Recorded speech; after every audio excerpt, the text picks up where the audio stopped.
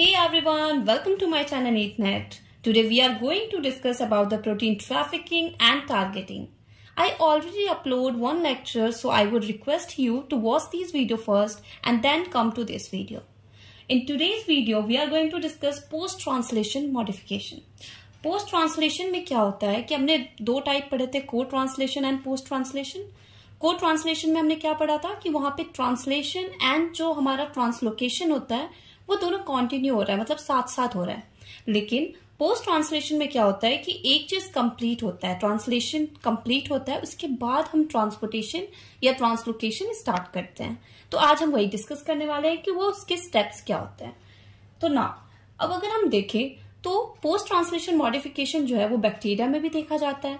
तो बैक्टीरिया में क्या देखा जाता है कि बैक्टीरिया में जैसे पोस्ट ट्रांसलेशन में मैंने आपको क्या बताया था कि यहाँ पे जो राइबोसोम है वो क्या है, फ्री है, फ्रीली मूव करता है. ठीक है, तो बैक्टीरिया में जैसे ये प्लाज्मा मेम्ब्रेन है और यहाँ पे हमारे पास ट्रांसलोकोन है. ठीक है, यहाँ पे हम क्या यूज कर रहे हैं, सेक ए. ये क्या होता है, ये एक एटीपीएस प्रोटीन है जो कि क्या करता है, एटीपी को एडीपी और इनऑर्गेनिक में कन्वर्ट करता है या ब्रेक करता है. इससे क्या होता है, एनर्जी प्रोड्यूस होता है. ठीक है, उसी एनर्जी के हेल्प से ये क्या करेगा, जो प्रोटीन को ल्यूमेन में इंसर्ट करेगा. तो ये क्या कर रहा है, सेकी क्या कर रहा है, ये ब्रेक डाउन कर रहा है एटीपी को and with the help of energy it pass through membrane. ठीक है, तो ये थोड़ा थोड़ा करके जितना ज्यादा ब्रेक होगा, एनर्जी जितनी ज्यादा मिलेगी उतनी इजिली वो पुल होके नीचे आ जाएगा. ये तो था बैक्टीरिया का. लेकिन अगर हम ईआर की बात करें, यूकैरियोटिक की बात करें, और यूकैरियोटिक में देखें कि ईआर ल्यूमेन में कैसे जाता है, तो उसका प्रोसेस डिफरेंट है. आइए इसे देखते हैं. ओके, तो इन पोस्ट ट्रांसलेशन में हम क्या देखते हैं कि पोस्ट ट्रांसलेशन में जो प्रोटीन है वो ऑलरेडी साइटोप्लाज्म में कंप्लीट हो चुका है. ठीक है, उसका ट्रांसलेशन जो है वो कंप्लीट हो गया है. अब उसे क्या करना है, अब उसे ट्रांसपोर्ट करना है. जब हमने यहाँ पे देखा कि ट्रांसलेशन डन है, उसके बाद जब हमें इसे क्या करना है, ट्रांसपोर्ट या ट्रांसलोकेट करवाना है, हमें क्या देखने को मिलता है, पोस्ट ट्रांसलेशन. ठीक है, हमें पता है कि साइटोप्लाज्म में प्रोटीन जो है ऑलरेडी कंप्लीट हो चुका है. साइटोप्लाज्म में कंप्लीट जब प्रोटीन हुआ है तो वहां पे क्या है, फ्री राइबोसोम था. ठीक है, मैंने स्टार्टिंग में बताया था ना, एक फ्री राइबोसोम होता है, एक मेम्ब्रेन बाउंड होता है. तो यहाँ पे क्या है, फ्री राइबोसोम है और प्लस ट्रांसलेशन जो है वो कंप्लीट हो चुका है. जैसे ही ट्रांसलेशन हमारा कंप्लीट हो गया है, इसके पास क्या है, एक सिग्नल सीक्वेंस है. सिग्नल सीक्वेंस होना जरूरी है क्योंकि वही उसको बताएगा कि उसे कहाँ जाना है. ठीक है ना, अब यहाँ पे हम क्या यूज करते हैं, क्योंकि हमें पता है कि प्रोटीन अगर बन चुका है तो उसकी फोल्डिंग तो हो जाएगी. ठीक है, उसको फोल्डिंग नहीं होने देना है. तो to prevent folding what we use chaperones. ठीक है, हम क्या यूज कर रहे हैं, यहाँ पे चैपरॉन यूज कर रहे हैं, चैपरॉन्स प्रोटीन यूज कर रहे हैं जो इसके जो फोल्डिंग है उसको प्रिवेंट करके रखेगा. ठीक है, उसके बाद क्या होगा कि जो इसको कहाँ जाना है, ईआर के ल्यूमेन में, तो ये ट्रांसपोर्ट करेगा इनटू ईआर. यहाँ पे हमारे पास क्या है, SEC61 ट्रांसलोकोन है. ये जो दिख रहा है ना आपको, ये क्या होता है, ट्रांसलोकोन. ठीक है, ट्रांसलोकोन क्या करेगा, इसको हेल्प करेगा इसके ईआर ल्यूमेन में एंट्री करने में. ठीक है, अभी तो ये क्लोज है, लेकिन जैसे ही जो सिग्नल सीक्वेंस है ये इसके साथ इंटरेक्ट करेगा तो ये जो ट्रांसलोकोन है वो क्या हो जाएगा, ओपन हो जाएगा.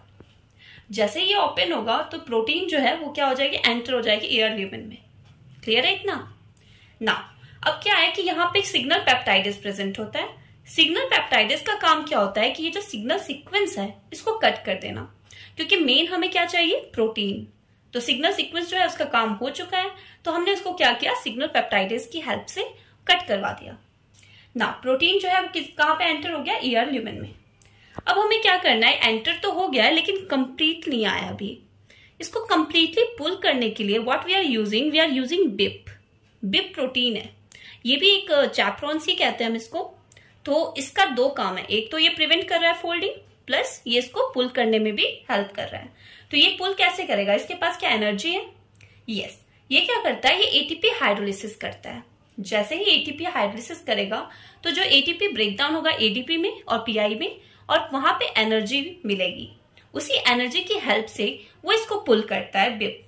ओके, प्लस यहाँ पे एक और चीज है, SEC63 भी यूज करते हैं जो उसे हेल्प कर रहा है एटीपी हाइड्रोलिसिस में. तो ये जो पूरा प्रोसेस है, उसके बाद प्रोटीन जो है वो ल्यूमेन में आ जाएगा, ईयर के ल्यूमेन में, और यहाँ पे फोल्डिंग हो जाएगी। उसके बाद वो नेक्स्ट जो हमारा गोल्गी होता है, लाइसोसोम, प्लाज्मा मेम्ब्रेन, जहां भी इसको जाना है, जो एंडोमेम्ब्रेन सिस्टम मैंने आपको बताया था, उसके थ्रू ट्रांसपोर्ट करेगा। तो ये क्या था, ये पोस्ट ट्रांसलेशन ट्रांसलोकेशन था। ठीक है, इसी को अगर हम देखें तो यहाँ पे इसको स्टेप वाइज लिखा गया है कि स्टेप में अगर देखें तो प्रोटीन जो है, protein destined for post-translation import to ER and synthesized in free ribosome and maintain unfolded conformation by chaperones। वही वाली लाइन बताया इसने कि ये साइटोप्लाज्म में कंप्लीट हो गया है, प्लस ये फ्री राइबोसोम के हेल्प से बना है, और इसको फोल्डिंग से प्रिवेंट करने के लिए what we are using chaperones protein। Now the signal sequence are recognized by Sex62 and 63। ये इसका बता रखा है कि जो सिग्नल सीक्वेंस है ना, वो क्यों होता है, क्या जरूरत है उसकी, क्योंकि वही है जो रिकॉग्नाइज करने में, जैसे हमारा जो ट्रांसलोकोन है उसके पास एक सेक्स 62, 61, 63 कॉम्प्लेक्स होता है, जो क्या करता है, वो रिकॉग्नाइज करता है सिग्नल सीक्वेंस को, और वहीं पे जाके फिर प्रोटीन जो है वो इंटरेक्ट करता है या बाइंड करता है। ठीक है, तो वो बहुत इंपॉर्टेंट है। उसके बाद सेक्स 63 जो है वो एसोसिएट करता है चैपरॉन बिप के साथ, जिसमें जो मैंने अभी बताया वो क्या कर रहा था, एटीपी हाइड्रोलिसिस में उसको हेल्प कर रहा था, which act as a molecular wedges to drive protein translocation into the ER। तो ये जो पोस्ट ट्रांसलेशन है इसमें इतना ही इंपॉर्टेंट है। आई होप आपको समझ में आया होगा। Thank you so much.